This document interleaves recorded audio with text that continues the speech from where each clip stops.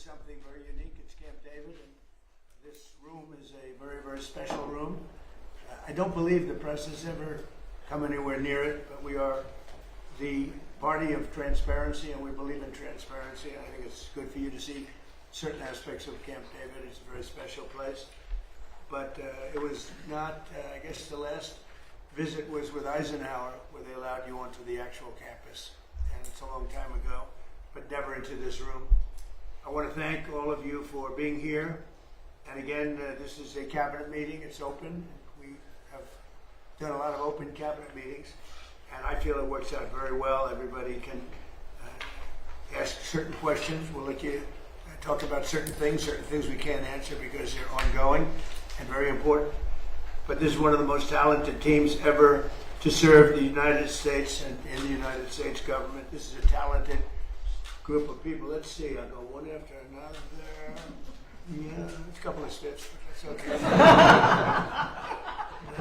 It's an amazing group, and America is safer and stronger and far more successful than it was 2 years ago, and I think, frankly, that it ever was. I don't think it's ever been anything like this.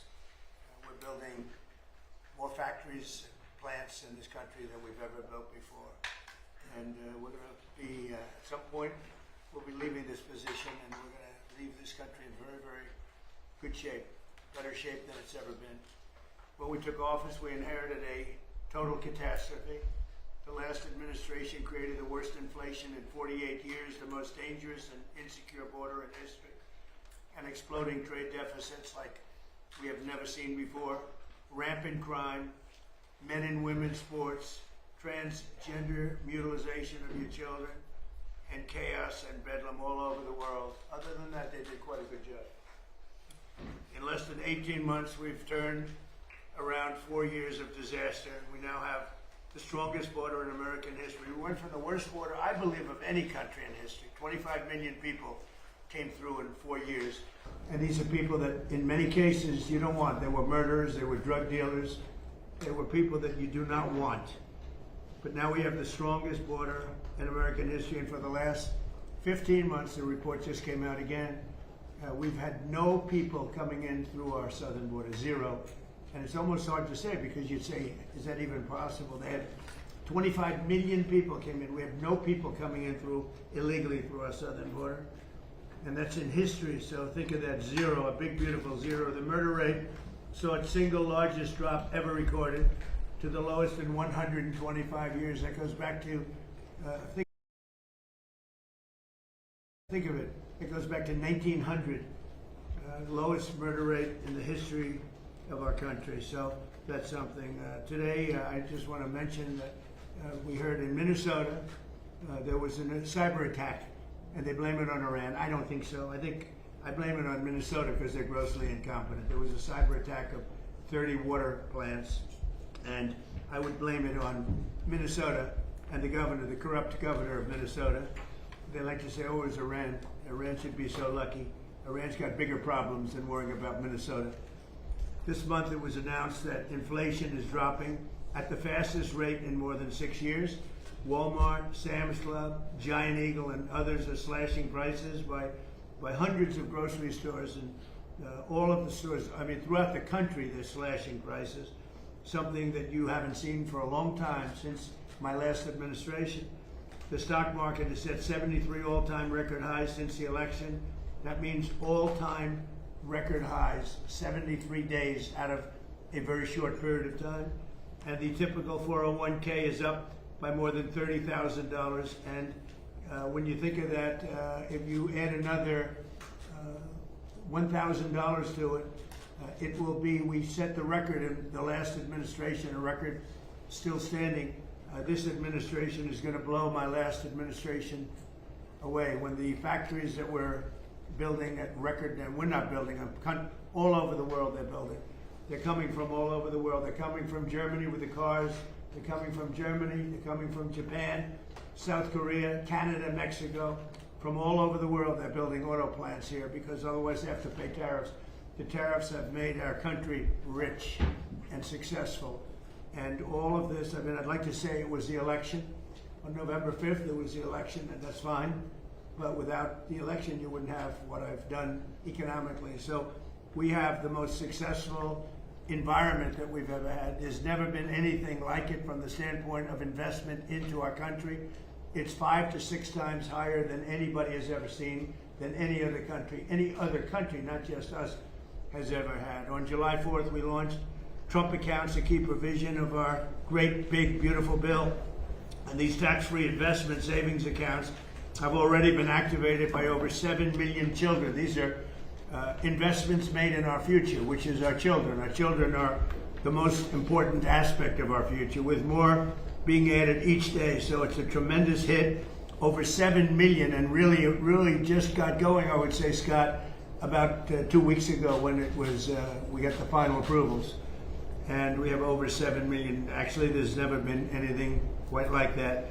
But millions of accounts are pre-funded with $1,000 from the U.S. Treasury, or generous gifts from private donors like Michael and Susan Dell and others who have given billions of dollars. Billions. People are putting up hundreds of millions and billions of dollars into it and buying really a great future for children. When they turn 18 or when they turn 21, instead of having no hope, no future, they will end up with hundreds of thousands of dollars and maybe even more than that. So it's going to be something to see. With modest additional contributions, they'll grow by numbers that it could be over $200,000. We're looking at the timeline. I wish we had an economy like we have now, with the stock markets going up, but they will benefit by our country being successful. And we're going to give every child a head start on the American dream. So go to trumpaccounts.gov. They're really something. The whole world's talking about it, and it's far ahead of schedule. Nobody thought it would be as successful as it's been, but it should be. It should be. And we start them off with $1,000, and this was part of the great, big, beautiful bill. With my most favored nation policy, you could say this is even a bigger thing, if that's possible.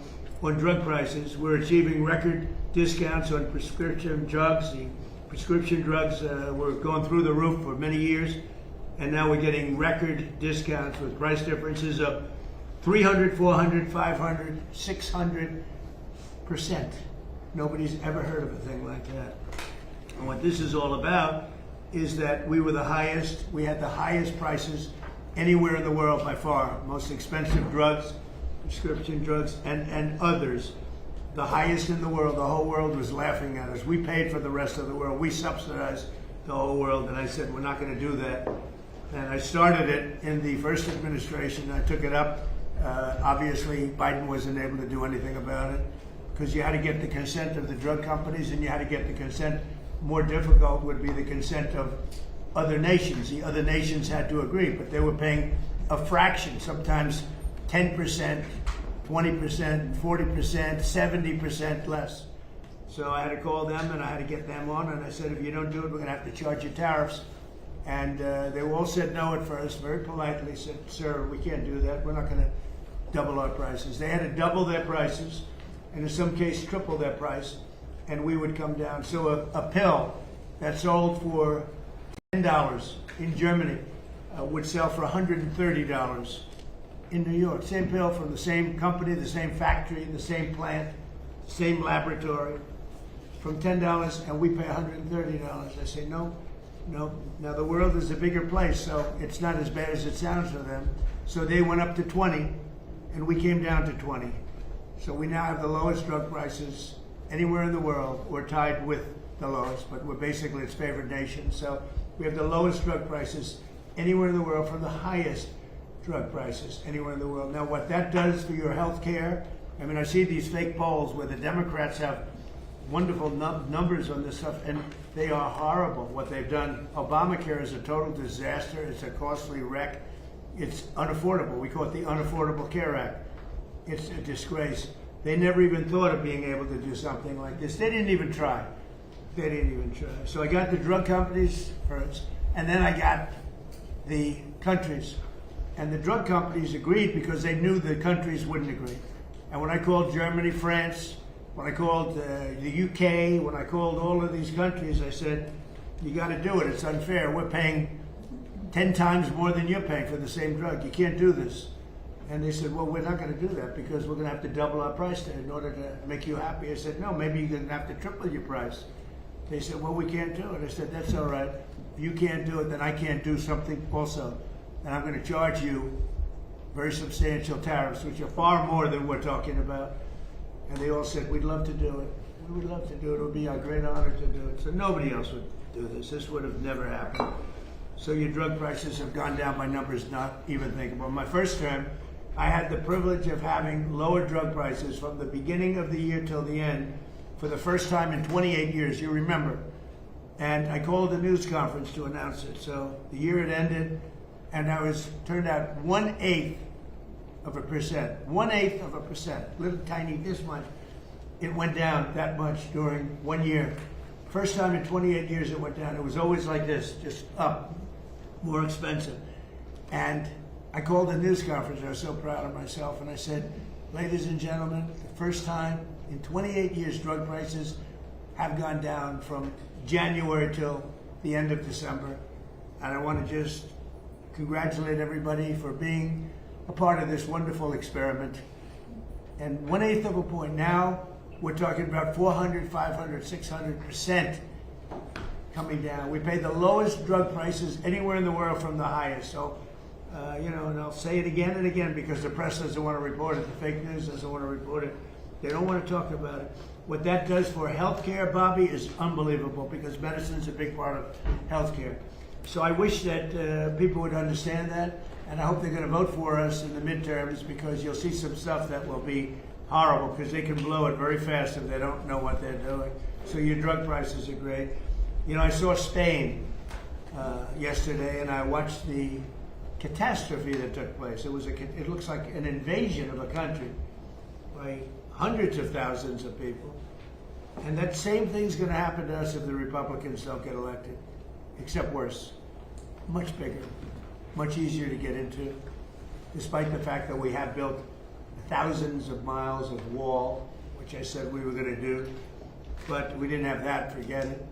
But we have the safest border in the world. If we're not in office, our country will be invaded at levels that made Spain look small time. And when I watched it, I said, boy, I'm going to say it because I knew you were going to be at Camp David, and I say, that's going to be a talking point for the midterms. Because when you look at what happened to Spain, they don't know what to do. And it's happening again today. They're coming in by the tens of thousands. They're just invading the country. And what that is weak law, bad management, but very liberal law. They passed a couple of laws, and people read. People are smart. They read from other countries. And they swam that 3-mile swim, or however they got in, but nobody's seen anything like it. That will look good compared to what's going to happen to the United States. The biggest thing, the worst thing that Biden did is allowing 25 million people into our country, because many of those people are criminals. They're murderers. A lot of them are 11,888. A lot of them are gone now. We got them out. But they allowed people to come into this country that you can't allow to come into a country. We're also making an unprecedented investment in the United States Armed Forces, where we're doing great. And we rebuilt the armed forces. We rebuilt our military in my first term, but we are doing great with our military. They spent a lot of money in our military. They gave away $300 billion worth of ammo and everything else in Biden's term, but we're building it up fast, and we just have a great military. That's all there is to it. But we rebuilt it in my first term, and we're using it in my second term with Venezuela and other places, and Iran now. Iran is doing very poorly, just in case you read incorrect stories. They're doing very, very poorly. They're having a hard time. They've been very dishonest. They've been very dishonorable to deal with, but that makes no difference. They're doing very, very poorly. We're also making that investment and looking forward to getting $1.5 trillion next year. And people see now how important it is. We want to keep a safe country. We have to keep a safe country. And the good news is all of that equipment is made in the USA. So we're making it here. It's jobs. And each one of our defense groups are building literally at least 4 new massive plants as we speak. because we want them to move faster. We have the best equipment in the world, but we want them to move faster. We don't want to wait a year or a year and a half. We want to wait a week, maybe. So that's happening, and I think the results are very good. They're building at levels that nobody's ever seen before.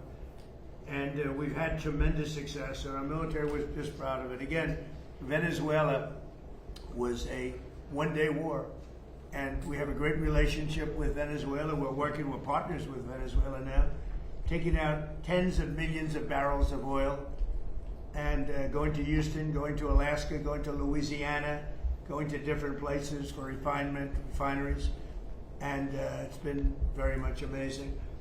The administration has done more in 18 months than most administrations have done in 8 years if you had a two-termer. We've done more in 18 months than anyone's ever seen before. Nobody's ever seen. This is the golden age of America. And we have a war that's going on. I guess you call it a war. Maybe I call it a military operation, because they have no Navy. It's been obliterated. Their Air Force has been obliterated. They have no planes.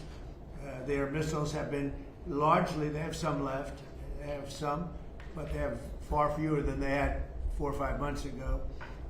Their manufacturing capacity is almost gone. The drone capacity is almost gone. There are very few, but they have some. If they have one, that's too many as far as I'm concerned. But we've done an amazing job with Venezuela. We've done an amazing job here. We're in there for 5 months, and I know people like to say, because we've done a much bigger job, much more important job than we originally anticipated. So we're in there for 5 months, and if you look at Vietnam, they were in there for 20 years. You look at Afghanistan, they were in there for many years. You look at any one of the wars, Korea, any one of them, they're in there for many years. We're in for 5 months, and we have obliterated their military capacity. Again, they've got some left, but soon they won't have some left. So I just want to thank everybody around this table. You've been very special. I want to thank a lot of the media people, because many of you have been very, very fair and that's one of the reasons you're here, frankly. But you've been very fair. You've covered me this time, much more fairly, I think, than the first term. The first term was a great success. We had the greatest economy in history in the first term, and this term is going to blow it away. I think this term is going to actually blow it away. So it's an honor to have you, and I'd like to ask our great Vice President, J.D. Vance, to say a few words, followed by Marco and Pete and Scott and Bobby Kennedy. Okay? Thank you very much, everybody. Please, J.D. Well, great. Thanks, Mr. President. First of all, thanks for having us at this historical and beautiful place. And it's an honor to be on the team, and an honor to be able to work on fraud, which is what I want to talk about today, though I know we have a lot of things going on. This has been an amazing team, from Kelly Loeffler at SBA, to Doug at the VA, to Todd and Bobby Kennedy. This really has required a whole of administration approach to try to tackle fraud. There are a few things that I want to talk about and celebrate. The first is that just since the beginning of the fraud task force that I started under the President's leadership and direction, we have identified $230 billion of fraud that's being perpetrated against the American people, and we have halted already $56 billion of that. It's sometimes hard. Once the money has already gone out the door, it's hard to get it back, but stopping it from going out the door is how we save the American people. $56 billion, and of course we're going to keep on working on that. Just today, Mr. President, we will announce 17 new anti-fraud actions that will total about $1/3 of $1 billion, and that's added to the $230 billion that we've already uncovered. And I want to just talk for the benefit of the American people about why do we care so much about this? Because what I always try to remind people is that fraud has two victims. So, to give one concrete example, there is a program that is administered by Medicaid, and that program ensures that low-income moms and low-income babies have access to neonatal care. Now, I think most Americans probably share my view that this is one of the great things about the United States of America, that if we see a baby and we see a young mother that requires help, we help our fellow Americans. That's a good thing. It's something that we should be proud of. And yet, there is a program that has defrauded the moms and the babies who benefit from these. You've gotten people who've gotten rich by setting up false companies that are providing false services. So who loses in that equation? Number one, of course, is the American taxpayer that is $230 billion poorer because of the fraud that this country has let go on. But I actually think most importantly is that we've seen that program run out of money. So we've seen moms and babies unable to access the health care that they need because the fraudsters have gotten rich. That is a disgrace. And until the president ordered us to stop it, no one was doing anything about it. So we've made a lot of progress, Mr. President, in just under a year. But we're going to keep on working at it because we believe the American people deserve to have their money spent as you and the Congress have directed it. There's big numbers you're finding, tremendous numbers. They look like Elliot Ness. Does anybody know who Elliot Ness is? They look like that group of people you have lined up behind you. They're doing a great job. Yes, sir. Billions, think of, not millions, billions of dollars is being recovered, billions. And you haven't seen anything yet. We have things happening that people aren't going to believe. The level of corruption and fraud that took place under the Biden administration was unprecedented. And Minnesota, California, Maine, believe it or not. You think of Maine as this wonderful place. Yep. It's the level of corruption is incredible, all over the place. So, great job. Thank you very much. Thank you, sir. Okay, please. Oh, my turn. Well, first of all, thank you for bringing us out here. I got the chance to drive for the first time in a year and a half, which is the golf cart. It was fun. It was great. And so just a couple points that we all know. We've followed in the news, obviously, the events in the Middle East, and others here can talk about that. Not that they're not important, but there's some other issues happening around the world, Mr. President, that you've shown great leadership in that have not gotten nearly as much attention. I think they deserve to mention today. The first is the International Criminal Court is an illegitimate international organization that, frankly, illegitimate. They've made themselves illegitimate because they claim that even if you're not a member of that court, they can come after you.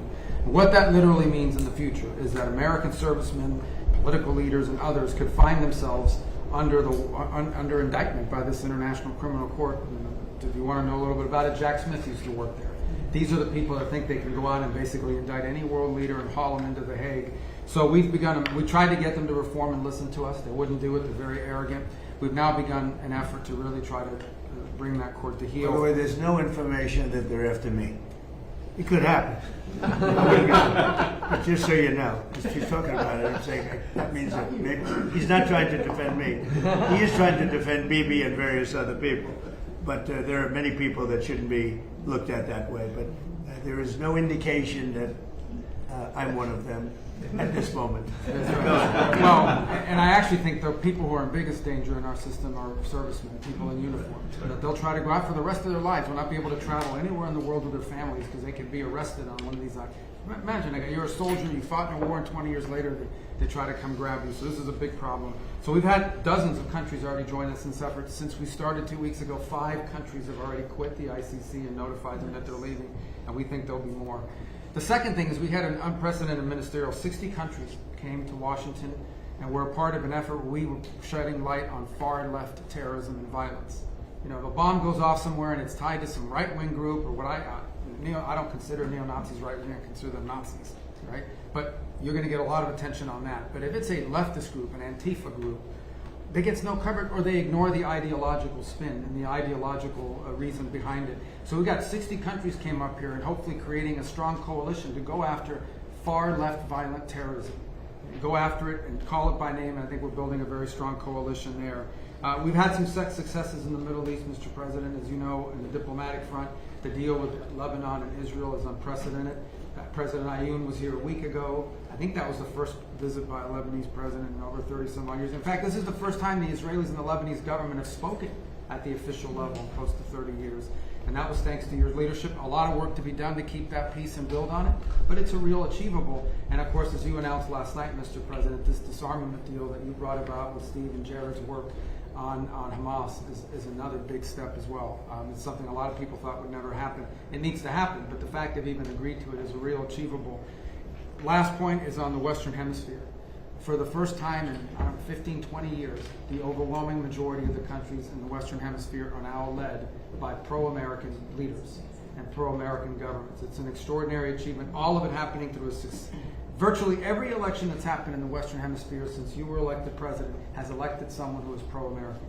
And I think this is an incredible situation. And last but not least, and I have to thank a number of agencies here, particularly the Department of War, after that terrible earthquake in Venezuela, within 36 hours, the full force of the American government was on the ground providing humanitarian assistance. It was a sight to behold. The USS Ford, I think, was in their port. Our Marines and armed service personnel were helping run their airport and their tower. It is one of the fastest, most dramatic, the most effective humanitarian responses, certainly in recent history, if not ever. And they came at the direction of the president. In fact, within an hour of that earthquake hitting, I remember because I was overseas, the president called and said, make sure we go in there and help these people recover from this. And we did. And thanks to your leadership, Mr. President. It's a great story. Enough needs to be told about it because the credit goes to so many agencies represented here today, but really the Department of War's effort was phenomenal. So thank you. Yes, sir. Thank you very much, Marco. And just before we continue, I want to just congratulate Jay Clayton. He's with us today, as you know. He just had a big victory. He's going to do a fantastic job. He's only done his whole life has been about doing a fantastic job. So congratulations.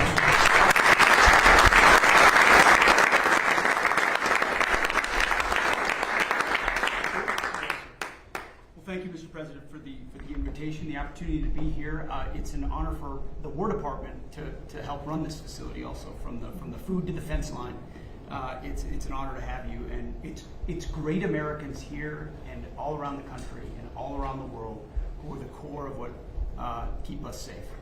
But in order to do that, you have to have a leader that's willing to put them in a position to do it. And that's my takeaway, Mr. President. Is sort of 3 points. One, it takes courage. 2, it takes restoring a spirit, which you have done. And 3rd, it takes investment, and not just an investment, but a generational investment. And I think people miss that.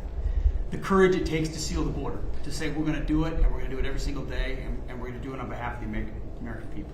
The courage to bomb the Houthis and say we will maintain freedom of navigation. I wonder why they're not involved in this conflict, the Houthis, even though they're a proxy of Iran, because they've felt the weight of American power for 45 days, and you had the courage to do that.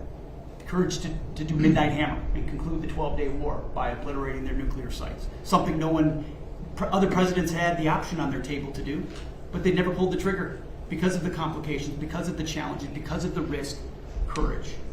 The courage to take on the cartels and drug boats, and now forming the ACCC, the America's Counter Cartel Coalition, with all those friendly governments that Marco talked about who want to be shoulder to shoulder, not just with America, but with a bold, strong America with clear leadership.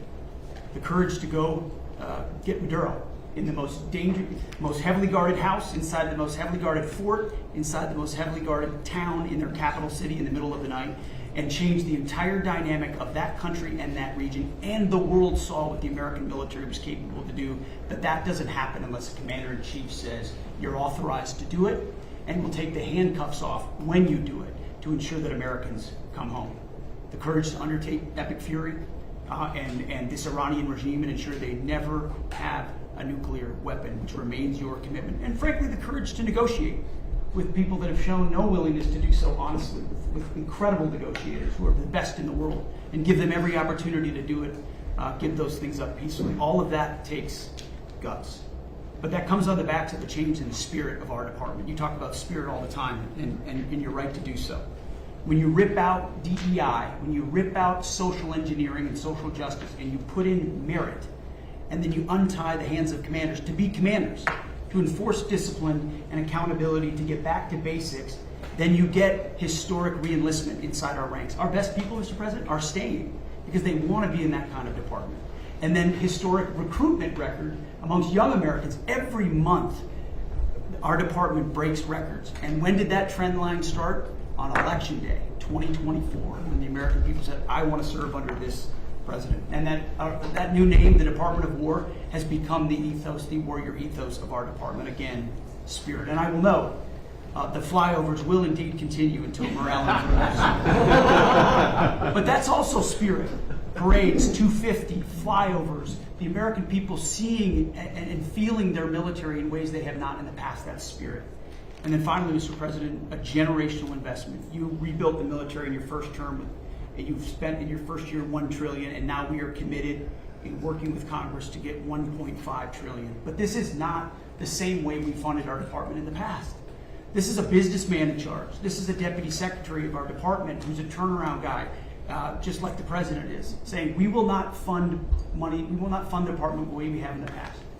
In fact, so far, $75 billion in private investment from defense companies who are now investing in new plants, new equipment, new assembly lines to build the munitions of the future faster than ever possible. That's saving taxpayer dollars because the companies themselves are investing. That would never, the arsenal of freedom would never happen without you.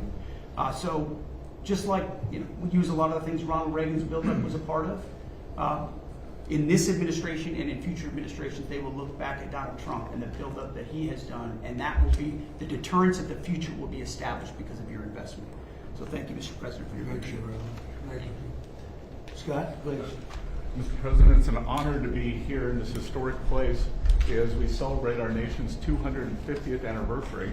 And I think if we look back, whether our founders was President Washington, Thomas Jefferson, Alexander Hamilton could not have imagined the economy that we would have created.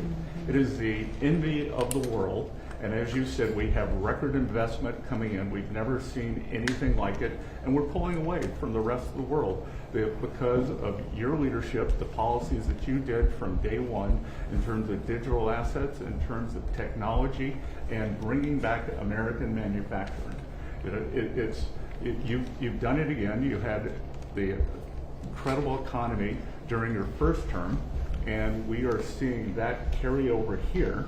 And it is in stark contrast to the Biden economy, which was government jobs, government spending, and high inflation, the worst inflation in 50 years.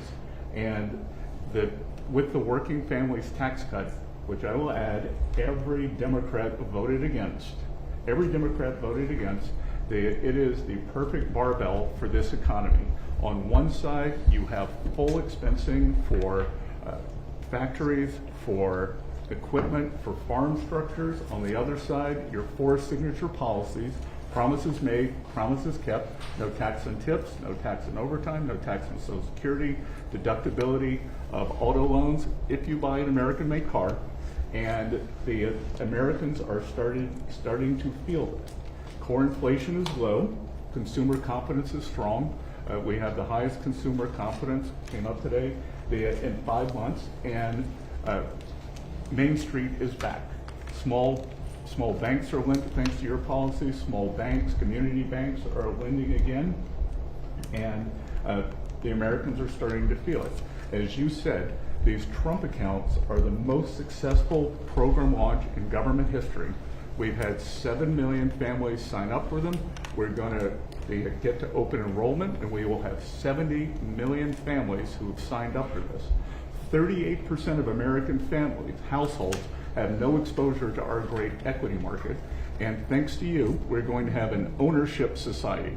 An ownership society. You were one of the first presidents to create assets for the American people, not more debt.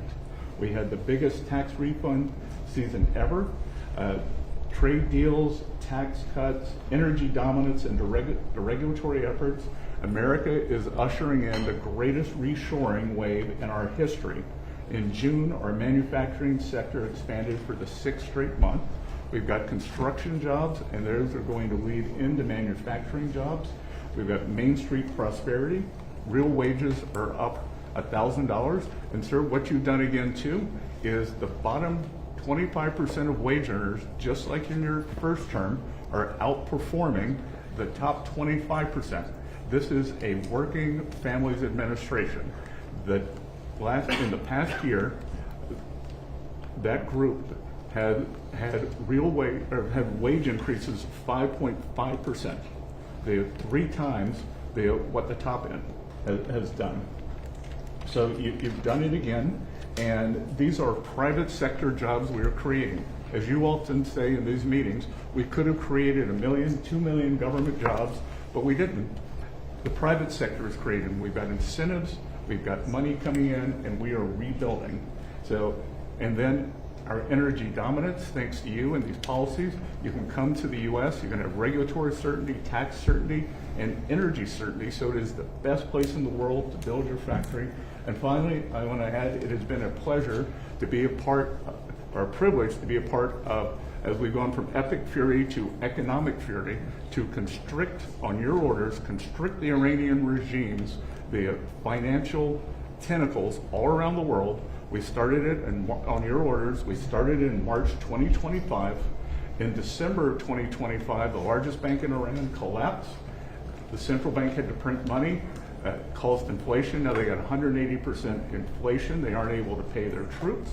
And on your orders, we are searching for their assets all around the world, and that money will go to the Iranian people, Americans who have been harmed by the Iranians, whether the USS Cole or the barracks in Lebanon, or it will go back to when the Iranians attacked the ships coming out.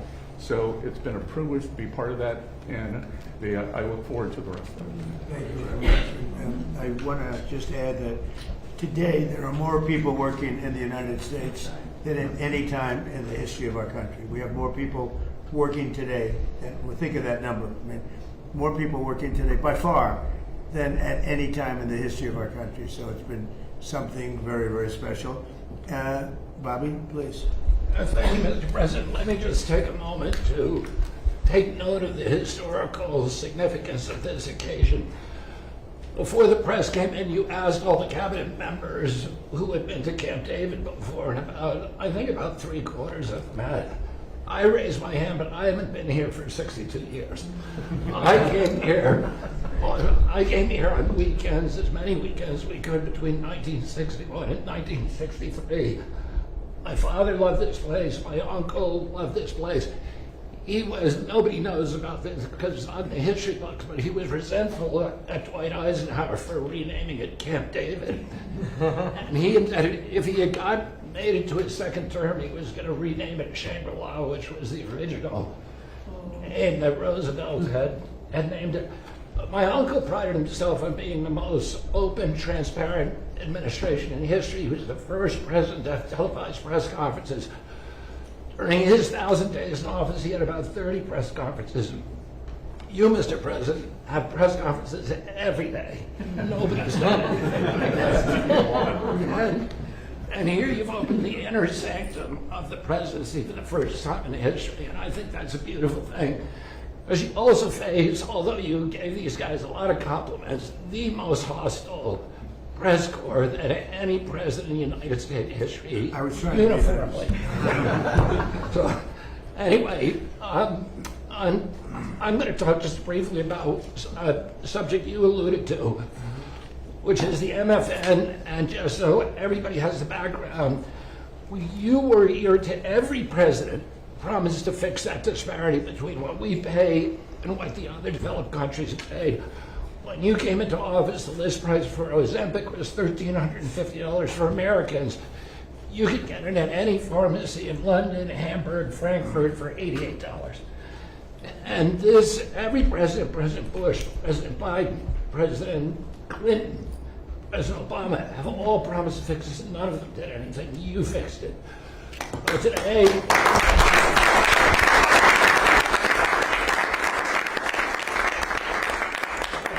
you leave office, assuming that's in 2028, 95% of the drugs that are available to Americans, they will be paying the lowest prices in the world. Trump RX, just in the short time that since we put it out, has saved Americans $700 million. We now have 800 drugs on there. We have deals with Amazon and with GoodRx. We're adding more and more drugs every day, and I'll just give you one example. Praluent is a very popular cholesterol drug. Its list price is $522. That's what everybody is paying. We now have it on Trump RX for $237. That means that the 300,000 Americans who take that drug will be saving $3,700 a year on pharmaceuticals every year. And you can apply that across the board. This is going to change. It's making pharmaceuticals affordable, the most affordable in this country of any country in the world. Well, thank you, Mr. President. How are you doing on the autism research? We will have an answer for you. We just got That's so important. Okay, we'll be talking about that. We'll be having something of interest. Such an important thing. There's a picture of your uncle right there on the wall. I know. He's looking handsome guy. And that's quite a picture. Did you see it? Yeah. So maybe that gave you the idea to start out that way, but it's quite a picture.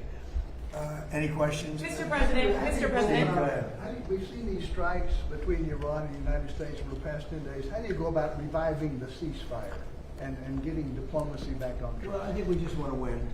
We just want to win. We're doing very well. We're trying to be nice as you can be in a situation like that. But they're being decimated. They have no Navy. They have no Air Force. They have no anti-aircraft. Doesn't mean they don't have any capability. They have some, but very little. We just want to win. We don't want to have them. It's very simple. They cannot have a nuclear weapon. Iran will not have a nuclear weapon, and they can't have a nuclear weapon. If they did, the Middle East would have been wiped out by now. If I didn't stop the JCPOA, the Obama deal, if I didn't terminate that, they would have had a nuclear weapon. I believe Israel would no longer be with us, and big parts of the Middle East, and perhaps other countries in different continents, frankly, because these people are crazy. So they cannot have a nuclear weapon, and they won't. Mr. What President, do Mr. you President. expect over the next 4 weeks, 8 Well, weeks? we'll be hitting them. We'll be hitting them very hard. And at some point they're going to say, we just can't take it anymore. Mr. President, on the disarmament deal that you announced, do you have assurances from Israel that they are on board with this deal? And what comes first? Does Israel pull back and then Hamas disarms, or does Hamas need to disarm and then Israel leaves So Gaza? we do have an understanding with Israel. Israel is very happy about it. Israel helped us with it. And they've been very good. They've been very good about it. Most people said that would be a deal that would be undoable. Now, will it go through its ups and downs? It's a very complex situation over there. The people are very complex and difficult. Many cases wonderful, in many cases not so wonderful. But that will be it's a great breakthrough. Nobody thought that would be possible, to disarm Hamas. That shows you how much success we're having with Iran. Because if you go 4 months ago, 5 months ago, a deal like that would have been impossible. So it's a big step for the Middle East, and people are really impressed by it, and they're surprised by it. And what comes first, Mr. President? What comes Did first? Mr. Infantino speak to you about their proposal to sell a stake in the World Cup, and is that something you support, having just About happened? who? Did FIFA or Mr. Infantino speak to you about their proposal to sell a stake in the No, I World didn't. Cup? Mr. President, you said this morning on Truth Social that victims of government abuse should be paid back. Yeah. Even if it's not the anti-weaponization fund, would you still want the acting attorney general? Well, I'm to find a talking new way about to the do that? weaponization against large numbers of people in our country by the Biden administration and by Obama, but by the Biden administration in particular in this case. But large numbers of people, their lives have been ruined, they've been destroyed, their families have been, decimated. They've gone to prison for no reason whatsoever. There's never been a group of people, most likely, I can think of a couple that were treated pretty badly, groups, but there's essentially never been a group of people treated so badly as these people. And this fund was not for me. This fund was for those people that have been weaponized, that have been abused. Now, I was abused. They attacked my house, Mar-a-Lago, where I live, and I was, big damages should have been given to me. I don't want anything. I'm not talking about myself. I think that there's a group of people in this country, history will show, that were treated like nobody else has ever been treated. So badly, so horribly. Their families have been ruined. Many, many suicides. They've committed suicide. People that were very successful, that wanted to go to a rally or an event and ended up spending the rest of their lives in horror. No, so you can say what you want about the fund, and they've agreed to not have a fund. But there are a lot of people that are very upset about it. A lot of Republican people, a lot of Democrat people are very upset about it. A lot of people were covered. I wasn't covered by that fund. I don't want to be covered by the fund. I probably was abused more than anybody in the history of our country. But I wasn't looking for that. But there were a lot of people, and I'll tell you something. Todd Blanche is a very, very good man, and he shouldn't be in the middle of this. He should get approved, because you will never get anybody like him. You're never going to get anybody. And to make him a pawn in this whole thing, this is being done by a senator. And I don't really blame him, to be honest with you. I endorse his opponent. And as soon as I endorsed his opponent went through the roof, and he won the primary election in Texas for Senate. And the man that lost, the man that I didn't endorse, has become very angry, and that's okay. I mean, I understand that. I probably would do the same thing. You want to know the truth? I think I'd do the same thing. Mr. President, on that though, do you agree, just to be clear, do you agree with the acting attorney general that the anti-weaponization fund is dead? And why not just put that in Well, writing? it is dead, but, you know, I wish it weren't, to be honest with you. I think people were horribly treated, horribly abused. This has nothing to do with her. This was me. Horribly abused. And I'd like to see them compensated for the pain. They lost their families. They committed suicide. Many people committed suicide. They went down for an innocent journey. And I'm not only talking there, I'm talking about not even having to do with that. The way they were treated. The Biden administration and the Obama administration weaponized government and destroyed lives. Do you But want should to we put it in find Are writing? you willing to accept limits on the scope of the audit immunity deal in order to get Attorney General Blanche confirmed? Well, no, he should be approved forthwith. I mean, you're never going to get a person like that. Everybody agrees to it. Don't forget, Senator Cornyn thought he was phenomenal until he lost. You know, when he lost, is that a correct statement? You come from Texas. I mean, he thought this was the most incredible person. And when he lost because of me. I endorsed somebody else. And as soon as I endorsed the other person became a rocket ship upward. And he lost. And, you know, I think I'd be the same. But would you I mean, I shouldn't say that, but I'd be upset also. And so I fully understand it. He shouldn't be that way. I shouldn't be that way. But he is that way. He's become a very angry person. And I understand. You have a couple of others that I've caused their defeat to. And, you know, you'll probably hear from them too. Yeah. Mr. President, back on Iran, there was a report that you got a proposal from the military to go big and hit them hard over 10 or 14 days. Well, we're going big. Are you going to consider? We've already gone big. Look, I mean, what's big? They had 159 ships. That was their entire Navy, 159. Their entire Navy is laying at the bottom of the sea. I'd say that's going big. They had 200 airplanes. They're all gone. Every one of them. They're not one airplane. They had anti-aircraft weaponry, very good, but it didn't work. And it's all gone. Their radar is all gone. Their leaders are all gone. Everything's all gone. But they'll fight onward. Mr. President, on Ukraine, you said the other day that you're not sure about whether to grant Ukraine the Patriot missile license that had been discussed. Do you want to see more from Zelenskyy before you take that action? Well, it's a big step. Look, we have the greatest weapons in the world. We have the greatest drones in the world. People don't know that. We have the greatest weaponry in the world. We have, in the case of President Zelenskyy, he'd like to have some Patriots. He'd like to have some Tomahawks, which are, you know, lethal, one offensive, one defensive.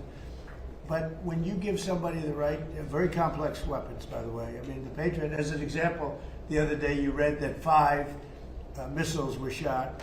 They were going 8,600 miles an hour. Think of it, 8,600. Now a car, if you go 60, it gets to be a little faster. If you go 100, 8,600 miles an hour, and they were big missiles. And they were shot at Jordan, and our guys were there. Bing, bing, bing, bing, bing. 5. Bing, bing, bing, bing, bing. Right? I don't want to be Biden. I had to be very careful. That would have been a great sound bite. Right? There were 5 missiles, and we shot all 5 down before they got close. Nobody else has that capacity. These weapons are incredible.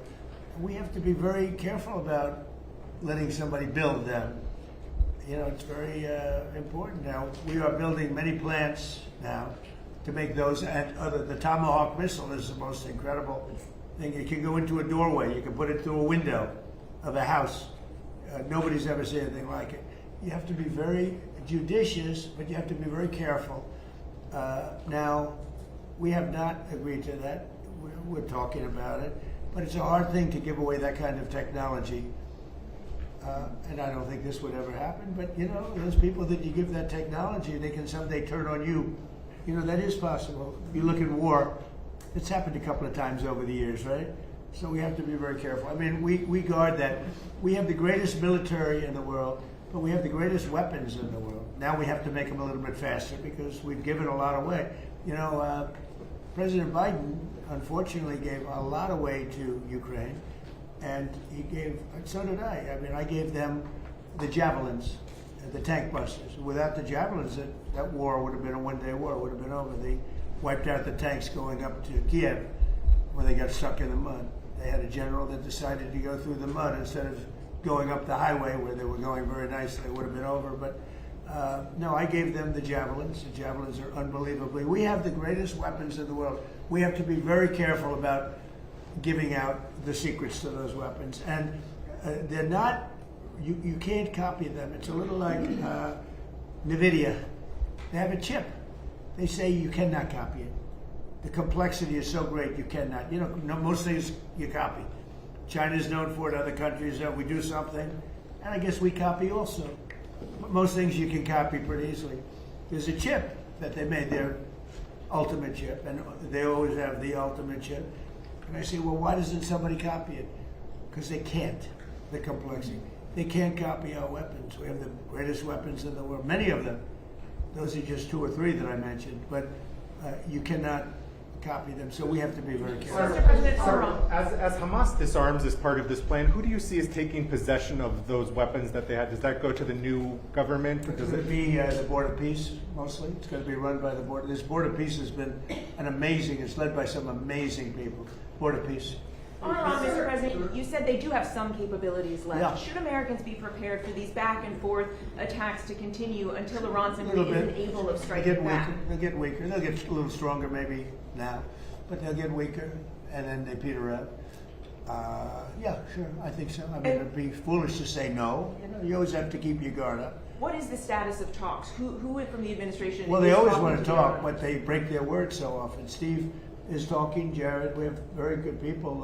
JD's involved, very strongly involved. We have great people talking. Marco's involved. They're Because all they say involved. talks aren't happening. Very good people. We have the best people. But they'll make a deal. As an example, we'll talk about nuclear. And we'll be in there talking about nuclear for 7 hours. I say, why do you need 7? You can take 10 minutes. You have 5 minutes. You should solve it. But 7 hours. And then they'll go out, and I'll say, they discussed nuclear. And they'll go out and they'll say, we never discussed nuclear.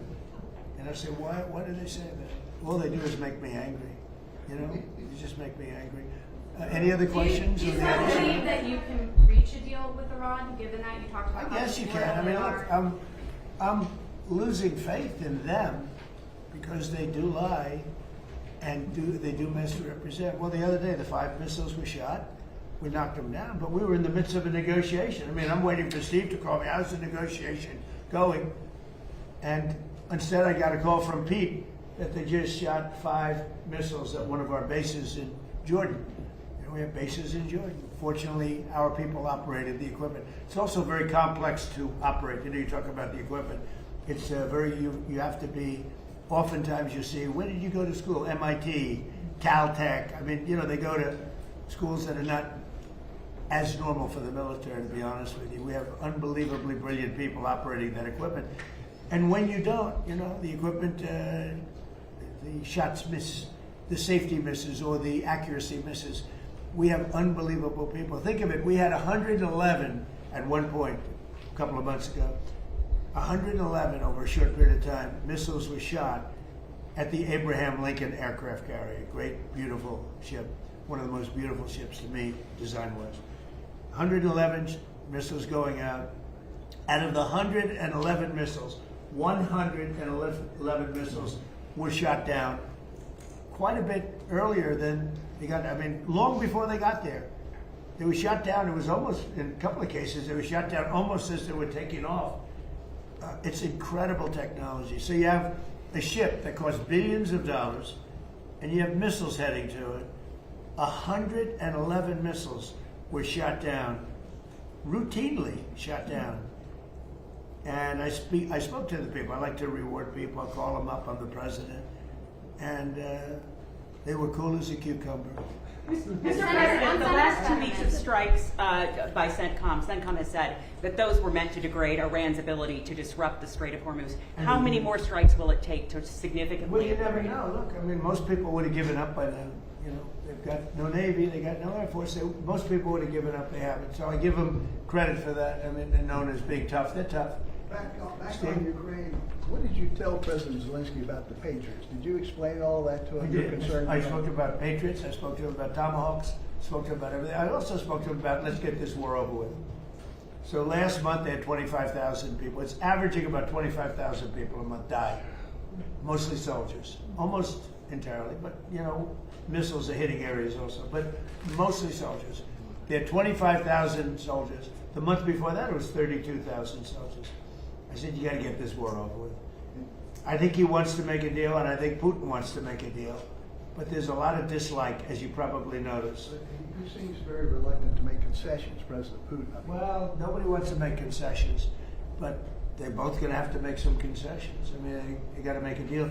25,000 young, beautiful people, soldiers, mostly soldiers, are dying a month. It's. I ended 8 wars. That was the war I thought would maybe go first, and it really hasn't. It's gone last. I mean, I ended wars that were, in theory, much more difficult to end. We had a couple that were into the 30-year category. Well, the Congo, look at the Congo and Rwanda. That was our nasty war. And they have peace. I don't know how long that one's going to stay. But we ended India, Pakistan. 11 planes were shot down. That was raging. That was gone. I used tariffs. I said, if you're going to go to war, 250% tariff to each of them.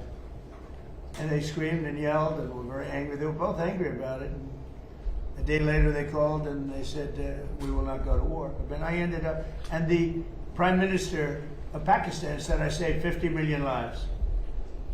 Because that's 2 nuclear powers, serious nuclear powers.